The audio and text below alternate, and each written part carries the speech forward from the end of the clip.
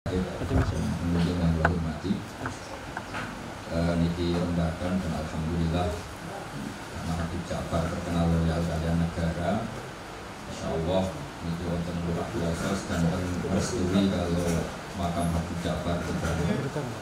Dan tadi niatnya keluarga juga untuk syiar, untuk kebesaran agama, bukan untuk kepentingan keluarga.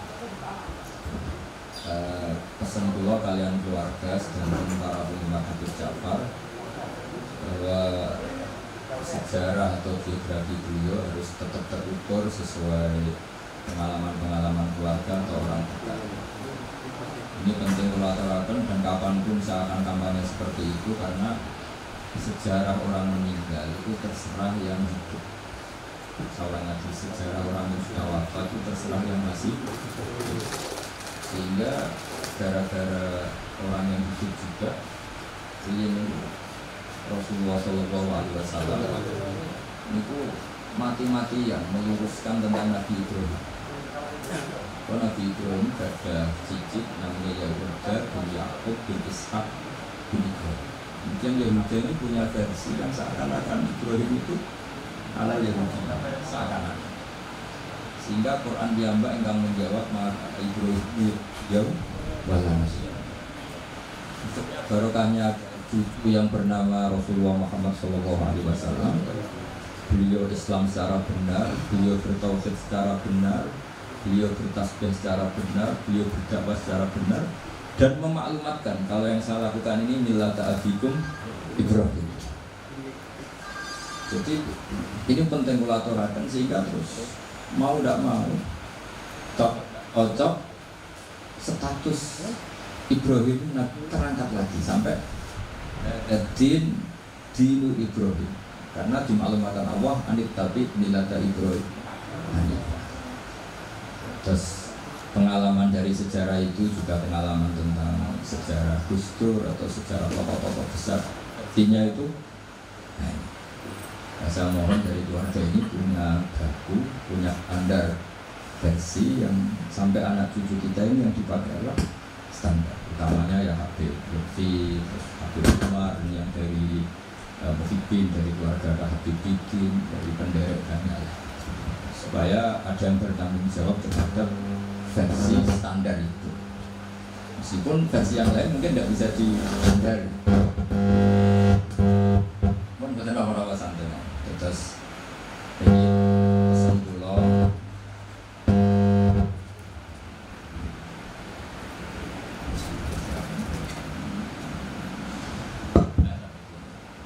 Jadi pesan pulau sesuai sejarah orang-orang besar. Misalnya lagi sesuai sejarah orang besar. Jadi misalnya pentingnya ada makom gini Habib Sabit. Misalnya di situ ditulis ayat kursi saja, atau ditulis pesan-pesan apa, itu sudah maklumat kalau beliau ini pengagum mazhab ahli sunnah. Terus pesan-pesan beliau yang diulang-ulang, negara ditoto jidora arek. Artinya betapa al ulama wal umarok tahu amani, di mana-mana ulama sama umarok itu tahu amani, dua saudara lah. Kembar kayak apa beliau bangga yang baik tentu. Bangga ketika dulu sama Pak Tito di atas helikopter menyebar kacang hijau untuk perdamaian Indonesia. Beliau begitu asik dengan Pak SBY sampai era Pak Jokowi. Kita tafsirkan secara fikih bahwa itu semua demi maslahatul muslimin, maslahatul Indonesiin, bahwa beliau begitu demi maslahat umat Islam, demi maslahatnya Indonesia.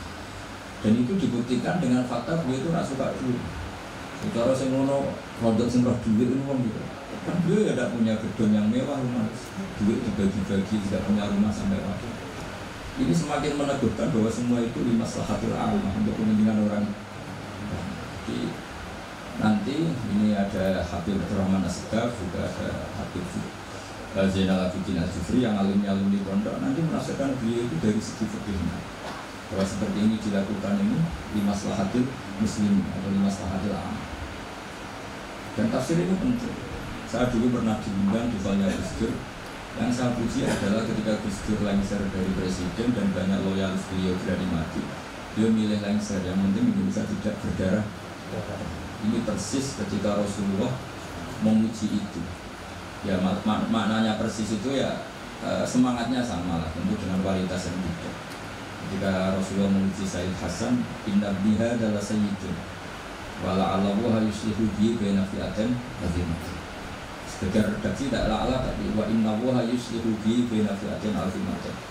Cucuku ini Said Hasan adalah sayyid, orang yang sangat terhormat, ditandai dengan perilakunya selalu muslim, mendamaikan baina fi'atin azimatin, di antara dua kelompok yang besar. Tentu di antara kelompok yang besar di Indonesia itu ada ulama dan Habib Lutfi. Sama masih ingat acara-acara yang viral itu dengan Habib Akbar, ada Pak Jokowi, ada Pak Tito, ada Gatot zaman itu Jenderal Pak. Beliau begitu bangga karena ada persatuan ulama dan hal ini harus dipikirkan supaya bahwa negara ini dijaga sekian elemen. Negara juga harus merasa butuh elemen-elemen yang lain juga merasa butuh. Dan ini dimiliki Habib Ja'far min awalil amri, bukan setelah rame-rame. Mulai dulu juga beliau seperti itu. Saya pernah menyaksikan beliau dengan Mbah Mun di Ghazali. Dan beliau selalu menghentikan negara itu ditoto jadi orang. Mendoakan Amerika presidennya damai dengan Indonesia karena dunia ben gak geger katanya. Nah, lepas dari cara beliau ngendikan seperti itu, kita bisa menfekihkan memang wa ma arsalnaka illa rahmatal lil alamin, bahwa agama ini memang untuk rahmat bagi semua. Nah, maksud saya bisa matur ini ke Habib Bidin, ke keluarga, bahwa penafsir standar itu kedah wonten supaya nanti tidak versinya yang murat-marit. Karena kita punya pengalaman kan, sebesar Rasulullah saja nyuwun sewu terjadi hadis apa? Maudhu. Ya, jadi harus dikawal secara apa? Ilmu. Siapa yang ya tentu yang paling kita dengar ya, yang masyhur itu ya Habib Umar lah misalnya, yang di luar keluarga Kudus ada Habib Umar, ada Habib Lutfi, orang-orang. Dan tapi apapun itu, kita ini juga membantu secara fikih dalam menafsirkan itu, bahwa ketika beliau dekat dengan Umaro, tidak untuk hadun nafsi, tidak untuk jam ilmal, tidak untuk menang-menangan, tidak untuk jam ilmal, tapi untuk limaslahatil amah, untuk kemaslahatan apa? Bersama, untuk umum. Apalagi tadi saya dengar sendiri dari Habib Bidin, nanti ketika Habib Ja'far jadi ikon di makam Peloso, juga keluarga ada minta tadi. Artinya tidak minta itu ya memang kita sudah dilatih untuk ikhlas itu. Soal nanti nyuwun sewu manajemen makom karena mungkin kebanyakan hasilnya terus mikir untuk pondok tahfidz nggih monggo, tapi itu tidak dari keluarga tapi murni dari apa? Manajemen yang ya pengelola kelurahan sendiri. Kalau kita sendiri enggak. Terus yang ketiga, bahwa sejarah orang-orang soleh memang harus dimaklumatkan supaya orang itu masih ingat Allah dan Rasul. Jadi saya sering baca di kitab-kitab awwalu hadaddin al-i'lam. Pertama agama ini muncul karena dimaklumatkan. Sehingga Rasulullah ketika rawuh Dawi Gua Hira, beliau pertama itu naik gunung Sofa terus memaklumatkan kalau beliau itu nabi dengan semangat asyhadu alla ilaha illallah wa asyhadu anna muhammadar rasulullah. Nah, Habib Ja'far dengan segala keterkenalan majdzubnya, beliau ngendikan tuh mesti diulang-ulang syahadat wali-wali yang sudah kabundut. Mungkin kalau Anda dengarkan itu mungkin biasa. Mungkin karena ndak wali itu yang jelas itu. Kedua ada ahli fikih. Tapi kita-kita yang ahli fikih itu ngerti. Wali-wali yang sudah kabundut kalau enggak disebut lagi ya lupa, apalagi artis. Cuma Habib Ja'far caranya seperti itu. Beliau sering memberi hadiah Fatihah. Karena orang sekarang itu belanja demi belanja gambarnya artis, lihat film dan apalnya tokoh-tokoh film sampai yang di luar negeri juga hafal, tapi wali-wali yang sudah kabudut dah hafal. Nah, semangat beliau menyebut itu tuh ada filosofinya. Itu yang enggak wali pasti tidak paham, yang enggak ahli fikih yang enggak paham, malah gremeng kadang. Bulan baleni maksudnya iki serabakat soleh lah yang seperti ini, semoga tobat ya. Jadi itu ada teorinya. Quran sendiri ceritanya juga yang diulang-ulang. Jadi itu ada filosofinya. Itu kan sama dengan semua kiai meskipun monoton selalu bilang wa ala alihi wa sahbihi ajmain. Kata ajmain ini penting karena ciri khas ahli sunnah itu menghormati semua sahabat. Kata wa alihi juga penting karena ciri khas ahli sunnah itu menghormati alun nabi. Makanya kata Basim Asy'ari wa nuhibbu ahlal bait wa nu'azzimu ahlal bait wa nu'azzimu jami'a ashabi Rasulillah. Ciri khas kita ahli sunnah adalah menghormati ahlul bait, memuliakan ahlul bait dan menghormati semua sahabat. Jadi kalimat ini seakan-akan diulang-ulang wa ala alihi washabihi ajmain, tapi ini maklumat sebuah akidah, maklumat sebuah ciri khas. Lah nanti kalau bangun makom juga diniati gini, ini maklumat bahwa bangsa kita menghormati wali, menghormati habib, bukan gagah-gagahan terus seperti itu ndak. Ma'adzallah min dzalik itu ndak akan, tapi sebagai ikon kita bangga, kita tabahi kalau dalam bahasa Arab dengan eksistensi Habib Ja'far. Jadi saya beberapa kali dengarin beliau ketika dengan Pak Jokowi, dengan Gus Ali, dengan Mbah Mun, terus terakhir dengan saya di sini kenangan saya. Itu harus difekihkan. Jadi ketika beliau ke sini biasanya dikawal dari Mapolda. Dari Mapolda kemarin saya juga melihat acara pemakaman. Saya pas itu baru datang dari Situbondo. Jadi semua itu harus difekihkan. Sehingga dalam fikih misalnya dijelaskan ketika Nabi nyurati raja-raja itu ila maliki qaisar, ila malikir rum, ila qaisar. Itu kata ulama-ulama, Nabi itu ngakui jabatan dunia. Buktinya raja-raja juga oleh Nabi dipanggil malik, dipanggil apa? Raja. Jadinya Nabi nggih kersa apa ngakui eksistensi hukum yang sedang apa? Yang sedang berlaku. Ya tentu tidak yang tidak yukhalif, ya tidak bertentangan dengan syariat. Jadi saya mohon pilihan-pilihan beliau dekat dengan Kapolri, Presiden, atau dekat dengan Umaro, jangan ditafsirkan macam-macam, tapi tafsirkanlah bahwa semua ingin kita ini baik-baik saja, baik urusan yang terkait ulama maupun terkait apa? Umaro. Dan itu yang diihyai seperti itu, al ulama wal umaro tau amani. Ulama dan umaro itu saudara kembar, saling meleng. Saya sebagai kiai itu juga gak bisa bayangkan berantas narkoba dengan penyelundupan seperti itu. Yang punya otoritas itu polisi. Kita gak bisa bayangkan kan seperti pemerkosaan, penggarongan, pembunuhan itu gak bisa bayangkan kalau gak ada apa? Polisi. Nah anggap saja Habib Ja'far itu ikrar bahwa kita ini butuh negara. Lah bahwa kita di sana sini ada kekurangan baik di aparat negara maupun di kita ya sudah, al-insan makhlukul khata' manusia. Tapi kaidah kita dalam fikih itu la yudraku kulluh la yudraku kulluh. Jadi kalau tidak bisa ideal jangan ditinggalkan sama sekali. Kita bernegara pasti tidak ideal, tapi kita butuh kekuatan untuk melawan penjahat, kekuatan untuk melawan pengedar narkoba, kekuatan yang bisa menangkap pemerkosa.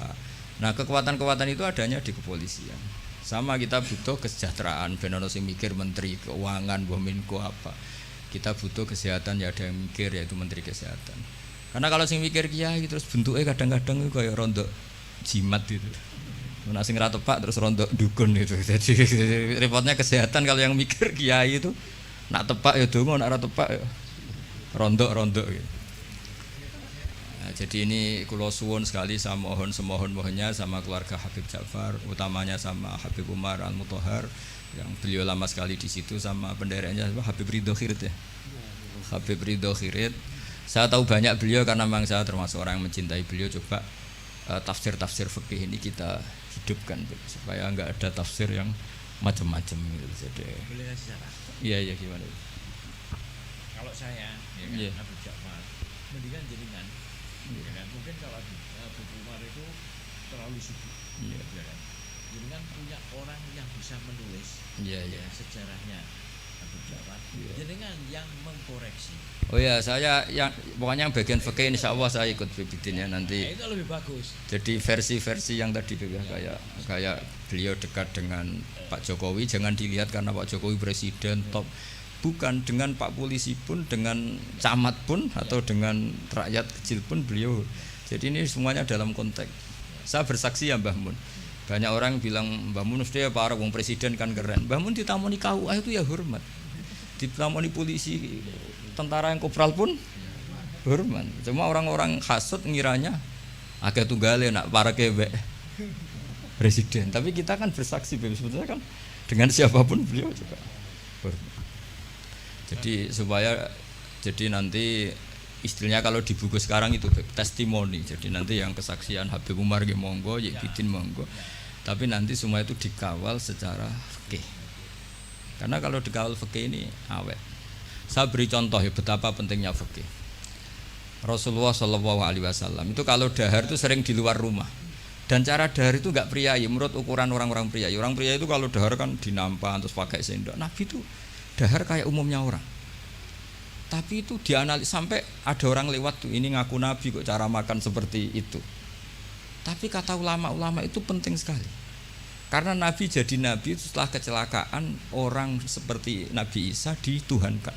Jadi Nabi Isa itu saking sempurnanya, saking lembah lembutnya, justru kecelakaan dianggap Tuhan.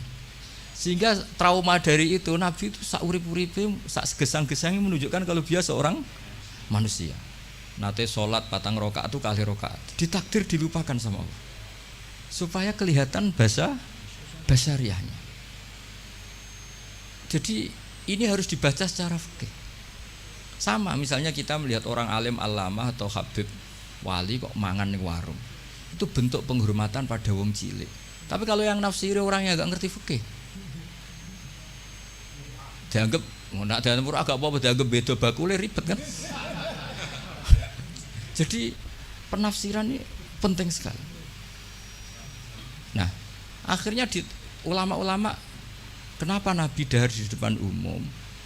Bahkan Nyon Sewu pernah juga di depan umum Nabi itu dimarahin orang macam-macam. Nabi ya sabar. Sampai beberapa kali dimarahin. Tapi akhirnya orang itu sungkem terus iman. Ini orang Yahudi. Saya membaca alamat Nabi ada di kamu semua kecuali satu yang belum saya jumpai, yaitu ketika dimarahin, dimaki-maki, nambah khilmannya, sifat sayangnya, sifat sopannya. Dan sekarang saya temukan sifat itu pada Anda, maka asyhadu alla ilaha illallah wa annaka Rasulullah. Jadi fikih ini harus dibaca. Seorang lagi fikih ini harus dibaca. Sehingga ketika Nabi lupa sholat duhur hanya 2 rakaat, Nabi dawuh ma kuntu ansa walakin unassali as-sunnah. Saya sebetulnya enggak lupa, tapi saya ditakdir lupa supaya kalian tahu ketika lupa harus melakukan apa. Jadi lupanya Nabi itu berkah bagi kita semua. Saya sering nyontohkan tuh sholat qadha. Normalnya sholat qadha itu tidak wajib karena batas waktunya sudah habis. Kalau kita tangi turu 12:30 sekolah SMP kan sudah agak mungkin sekolah, jatahnya sudah habis. Normalnya qadha itu tidak wajib. Karena yang namanya sholat subuh ya antara 4:30 sampai jam 6 misalnya. Waktu itu habis kan harusnya kan sholatnya juga habis karena malaikat bagian nyatet sudah tutup buku kan. Itu ibarat kita mau nabung sudah jam 4 jam 5 kan bank sudah tutup. Tapi barokahnya Rasulullah nate ditakdir qadha. Saya tidak bilang qadha, ditakdir qadha subuh. Dan ternyata Nabi sholat. Terus jadi pelajaran bahwa qadha itu wajib. Nah, jadi Nabi itu dalam kondisi yang seakan-akan Nabi kok qadha, itu aja berkahnya. Nah, kan Nabi gak pernah qadha. Mungkin ulama-ulama pertama kali izin mesti berpikir gak butuhnya qadha gitu. Mesti berpikirnya begitu, karena nah, contoh yang terakhir sekaligus ini pengalaman fikih. Semua ketika tawaf itu jalan. Tapi Rasulullah itu naik unta. Itu kalau orang nggak seneng Nabi atau nggak ngerti fikih, anak buah kon melaku dek enak-enakan lenges-lenges numpak unta.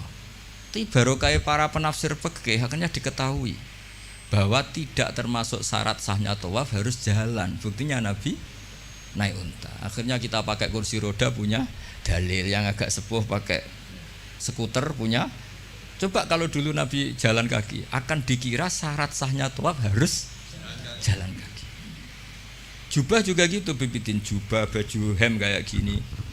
Itu dulu semua tabiin kalau sholat tuh pakai pakaian resmi, pakai jubah, pakai gamis. Kalau Indonesia mungkin pakai hem resmi. Itu Jabir bin Abdillah datang ke masjid, jubahnya dicopot, serbannya dicopot, dicandel loh ya. Terus sholat pakai sarung satu, akidan bena torofaihi ala atiki, sarungnya dicancang begini, kayak orang-orang kuno di kalung no. Terus ketika dikomplain sama tabiin, ungzuru ila sahibi Rasulillah, ini sahabatnya Nabi kok sholat seperti itu. Terus beliau marah. Saya bersaksi Nabi pernah sholat seperti saya ini.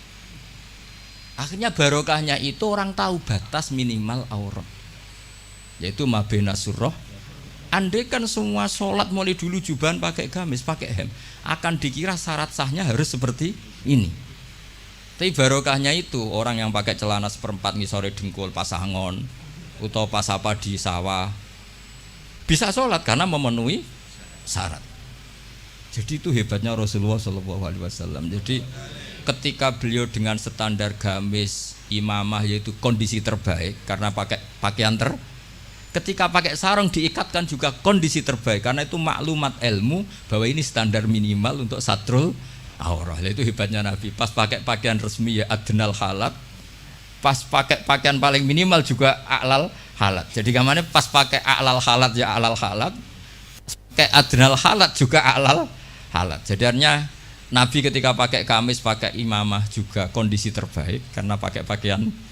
Ketika Nabi hanya pakai sarung satu dan menutupi aurat juga kondisi terbaik karena sebagai maklumat secara ilmu bahwa itu batas aurat. Jadi apa? Nabi ketika sholat juga kondisi terbaik, ketika dahar juga kondisi terbaik karena dahari Nabi memaklumatkan aku ini mau terima Nabi ora pangeran. Jangan sampai Nabi dahar terus Nabi kok pegawai ngemil, itu tidak bisa. Nabi dahar sekaligus memaklumatkan nafyul uluhiyah bahwa saya tidak Tuhan karena Nabi jadi Nabi setelah Nabi Isa. Di sini hebatnya Quran ketika nyifati Nabi era Rasulullah, wa ma arsalna qablaka minal mursalin illa innahum la yaquluna ta'ama wa yamsuna fil aswaq. Jadi makanya saya sering dengar Habib Ja'far kecilnya sering main layangan, sering dolanan ayam. Itu menurut saya filosofinya orang tuh tidak perlu bagian nunggu punya alpat tabungan miliatan, cacilek dolanan pitik ya wis seneng. Butuhe donya ku syukur dolanan pitik ya dolanan pitik. Tapi nek iso judu. Intinya itu bisa kok ditafsirkan secara apa? Nabi itu kalau ada sahabat dolanan manuk ya seneng. Ya Umair mafa'alan doger, cung manuk piye cung. Aku tak cilik. Jadi cobalah ini ditafsirkan tadi secara fikih supaya hal-hal yang basyariah itu menjadi makna yang luar biasa. Kayak tadi Nabi itu menunjukkan basyariahnya. Tapi itu bagus karena beliau jadi Nabi setelah Nabi Isa yang gara-gara pesonanya terlalu magis, kebablasan dianggap Tuhan. Tapi Nabi enggak, kayak umumnya orang. Dahar ya kayak umumnya orang, cara berpakaian ya kayak umumnya orang. Kadang-kadang ya dineng bojone sak wulan, macam kayak umumnya orang. Masyhur itu Nabi nanti ya amang kesuwen ya setahun nih. Nah, setahun kesuwen ya ana riwayate. Jadi saya ingin lah. Makanya beberapa ulama setiap nulis sifat wajibnya Nabi itu mesti apa? Sifat wajibnya papat, misalnya mukhalif papat, mesti menetapkan satu sifat jaiz. Ini ku al-a'rad al-basyariyah. Nabi juga punya sisi kemanusiaan. Tapi ini menjadi luar biasa karena bentuk perlawanan terhadap nafyul uluhiyah, bahwa seorang nabi enggak boleh dituhankan. Ini penting sepenting-pentingnya. Makanya ketika Nabi wafat, saya ulang lagi, ketika Nabi wafat, itu Sayyidina Umar kurang dekatnya sama Rasulullah, kurang pinternya Sayyidina Umar. Ketika Nabi wafat gak terima dia. Mangqala inna Muhammad qad mata qata'tu unuqah. Siapa yang bilang Muhammad mati tak bunuh. Innama huwa yunaji rabbah kama yunaji Musa rabbah. Beliau sedang munajat. Marah-marah. Lah orang mau gak bilang kapundhut gimana wong nyatanya cara lahir kapundhut. Akhirnya Abu Bakar datang, terus Umar dileraikan dengan dibacakan ayat afa immata wa ma Muhammadun illa rasul qad khalas min qablihi rusul afa immata au kutilang qalabtu.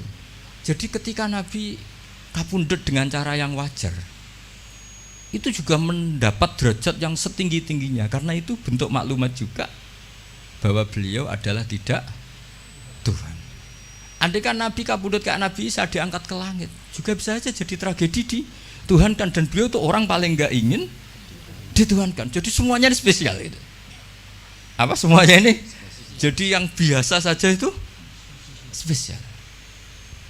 Ya, tapi ini kalau yang ngendikan tidak ahlul fikih, tidak ahlul hadis. Nabi kok kabudute biasa sih, sakjane keren diangkat ning langit kok Isa. Lho iki umat yang perlu ditobatno, paham nggih? Justru Nabi kabudut biasa ini menjadi luar biasa karena di situ tidak terjadi nafyul uluhiyah. Jadi begitu juga nanti tentang Mbah Mun, Habib Ja'far, Mbah Arwani, Mbah Munawir, tokoh-tokoh yang basyariah ini harus dijadikan ahwal yang luar biasa. Jadi misalnya kancanan wong cilik ya bentuk penghormatan pada wong cilik, kancanan wong gede ben ora hasud. Kadang ya ana wong gelem kancanan wong cilik tok ora gelem kancanan wong gede. Dikira zuhud aroi jebule hasud. Banyak gak yang seperti itu? Banyak banget. Ada sing kancane ono gedhe tok mau wong cilik. Ya ternyata sombong betul. Lah ini beliau-beliau ini teladan betul. Jare Habib Bidin ya Ja'far dolanan manuk perkutut ya seneng, dolanan pitik ya seneng. Artinya beliau-beliau itu orang yang gampang syukur. Orang kok senengnya ketika di istana saja atau ketemu presiden saja enggak. Ya jadi kalau suwun nanti saya ikut bantu testimoni ya saya itu BBA yang spesial fikih lah ya. Jadi supaya sesuai porsi apa masing-masing. Jadi nanti Habib Umar sesuai pengalaman beliau, begitu juga Habib Ridho Khirid pengalaman beliau, nanti Amang juga bantu, terutama Yek Bidin. Tadi saya semohonnya semua ini ditafsirkan menurut kapasitas fikih sana apa? Menurut kapasitas fikih. Karena perilaku Rasulullah SAW andai kan tidak ditafsiri fikih yo repot. Sama tak ceritani, donga mara kuburan ya barokah rodok suudon. Nabi itu giliran di Aisyah keluar. Karena garwane Nabi banyak dan yang cantik juga banyak, ada Zainab, ada Sofia. Aisyah itu cemburu, ditututi pikirannya itu ke yang lain. Ternyata Nabi itu mara baki. Mara baki terus Nabi ngendikan assalamualaikum darokah. Jadi itu riwayat berdasar cemburu, berdasar rodok suudon, tapi barokah itu ada riwayat. Assalamualaikum darokah mukminin. Terus akhirnya Aisyah balik, oh jebule ngono to, ya sik aman. Jadi sholat tahajud juga gitu. Betapa Rasulullah itu orang yang luar biasa. Ketika sare jatah ning Aisyah. Kenangannya Aisyah hatta massa jildi jildah. Tapi Aisyah yang cantik itu perawan. Aisyah itu saya senang sekali ketemu engkau. Corong Jawa lagi seranjang dengan beliau. Tapi apa pamitnya Nabi? Zani putune kudu niru ya kowe. Dari ini ata'abbadu li rabbi.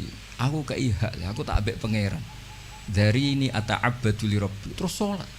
Ya dikira Aisyah salate rakaat. Ternyata salat tuh sampai subuh. Padahal ning ngarepe Aisyah, ning ngarepe Saudah banyak penafsirnya. Ini di depan Aisyah. Dan pas rukun, perlu dicatat pas rukun. Nah sama tahajud kan pas dineng. Sekali rukun serang arah tahajud kan. Ini pas apa ya? Pas rukun. Pas Aisyah, tidak Saudah. Mana Aisyah terus entek tuh. Aku sing ayune ngene ditinggal salat asik sampai subuh. Makanya protes deh. Ngapain kok begitu ya Rasulullah? Waqad ghafara wa laka ma taqaddama min dzambika ma ta'akhkhar. Jadi aslinya ora niat takok. Ya rada niat protes. Nabi jawab afala akunu abdan syakur. Jadi ini Rasulullah SAW. Semua perilakunya itu hebat. Tapi Nabi nanti kok lihat santrinya main tahajud terus yo ngamuk. Innali ainika haqqon wali zaujika. Kok jo ngono, jong bojomu yo duwe hak ngene. Jadi kayak apa? Jadi saya mohon jadi Nabi ketika adnal halat kayak pakaian tadi, pakai sarung dilipatkan itu namanya adnal halat, pakaian paling mini. Tapi itu secara ilmu menjadi a'lal halat karena menjadi ilmu bahwa pakaian aurat batasnya satu aurat hanya segitu. Andai kan Nabi selalu pakai jubah dan selalu pakai hem resmi, akan dikira syarat sahnya sholat harus sesempurna itu. Ya, saya ulang lagi ya, jadi ingat ya, Nabi ketika memilih adnal halat itu hakikatnya tetap a'lal halat. Jadi ketika Nabi biasa-biasa saja, tetap ini secara fikih hasilnya luar biasa. Karena di sini ada maklumat hukum. Ya begitu juga nyon sewu ketika Nabi lupa, sanukriuka fala tansa illa masyaallah. Andai kan Nabi tidak pernah lupa, Nabi kan pernah duhur 2 rakaat. Terus beliau kondur setelah di pintu ada sahabat yang agak kurang peradaban karena masih baru lah. Aku siroti sholatu amnasita ya Rasulullah, ini sholat model qasar apa memang kau lupa? Sahabat-sahabat yang terpelajar Abu Bakar Umar kan tidak berani matur. Nabi masih jawab, kullu dzalika lam yakun, itu tidak ada semua. Hanya Nabi kembali ke mihrab. Ahakun maqalahu dzulyatin, tadi yang dikatakan dzulyatin apa benar? Iya ya Rasulullah, engkau tadi sholat 2. Sahabat yang kayak kula mun seneng, wah ini sholat duhur model baru, berarti mulai besok 2 rakaat dianggap nasah mansuh. Makanya kita tidak tanya karena inginnya itu memang nasah mansuh. Tapi apa yang terjadi? Nabi terus takbir nambahi 2. Nah, semenjak itu diketahui kalau sholat lupa, ya sudah tinggal nambah jumlah yang dia lupa. Jadi lupanya saja barokah. Jadi semua yang dilakukan Nabi lupanya saja barokah, ditakdir kodok saja barokah. Termasuk dicurigai bojo, dikiting sampai itu ya barokah. Akhirnya ditemukan assalamualaikum daro qaumil mukminin wa inna insyaallah bikum. Dan itu akhirnya yang jadi dalil tahlil. Saya punya kitab namanya itu Tajul A'ros fi Qutbi Habib Soleh bin Abdillah Al-Attas. Itu diantara dalilnya orang tahlilan atau baca Quran di kuburan. Itu dalilnya itu hadis itu. Hadhihi kalimatun ghairul Quran. Ini kalimat tidak Quran, yaitu assalamualaikum daro qaumim. Dan kalimat ini tanfaul mayyita. Karena Nabi tidak mungkin ngendikan sesuatu yang tidak ada gunanya. Kalau kalimat yang tidak Quran saja tanfaul mayyita, manfaati ke mayit, apalagi kalimatul Quran. Lagi-lagi barokah. Padahal itu peristiwanya di Kiteng tadi. Dicurigai tadi. Jadi saya mohon nanti buku tentang beliau itu segera diterbitkan keluarga dengan niat supaya versi itu tidak berseliweran. Sama seperti Rasulullah, akhirnya ada hadis sahih macam-macam. Kenapa ada hadis sahih?